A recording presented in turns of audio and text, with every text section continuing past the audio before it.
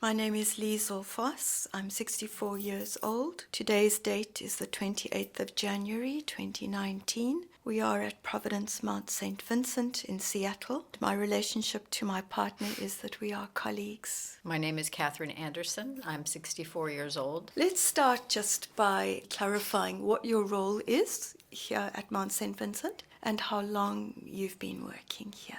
I have been here for 14 years. For the first 11 years, I was the Director of Clinical Services, which most places would call the Director of Nursing. We have a bit of a non-traditional organization structure. My responsibility is for whatever might be seen as the nursing department. I had intended to retire, so I worked part-time for 2 years as clinical educator, head of the training department, if you will, and infection control, or infection preventionist is the current term. However, the person who succeeded me as Director of Clinical Services left after 2 years, and so I'm currently back in an interim role. My real goal is that residents are living their best lives, having the highest quality of life, and the best health in accordance with their definition of health and well-being. And so then to do that, nurses are focused on the health part. But I really try to emphasize to all caregivers that we're not just caring for frail bodies here. We're in fact caring for the whole person. How did you end up here? Where I had been working before really had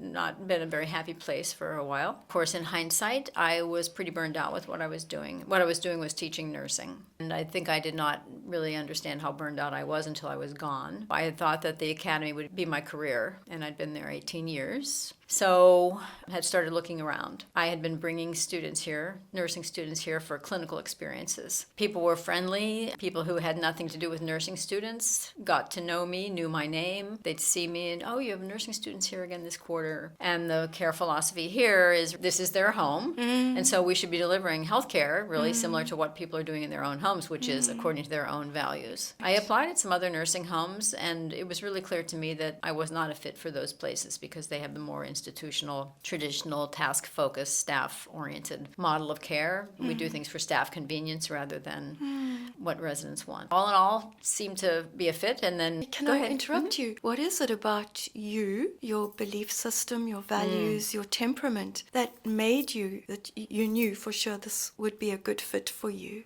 Well, part of it was applying at these other places and realizing that there was just no way. They would look like hospitals, and people don't want to live in hospitals, and this doesn't look like a hospital, even though it has this crazy building with these long hallways. We've got all this home-like clutter and messy carpet and bright colors and all that kind of thing. Yeah. So is it a conviction that you have about elder care and how it looks? It's really about all of healthcare. So I'm not your typical healthcare consumer or provider in my belief systems. And if there's a continuum of slow medicine, if you will, is a term some people use, or do less and wait and see what happens, with the other end of the continuum being do everything for everyone, regardless of whether it is going to provide any benefit and then how much harm it's going to cause. So I'm way over on this end of, especially with older people, but not exclusively, do less and see what is going to happen, or go slower.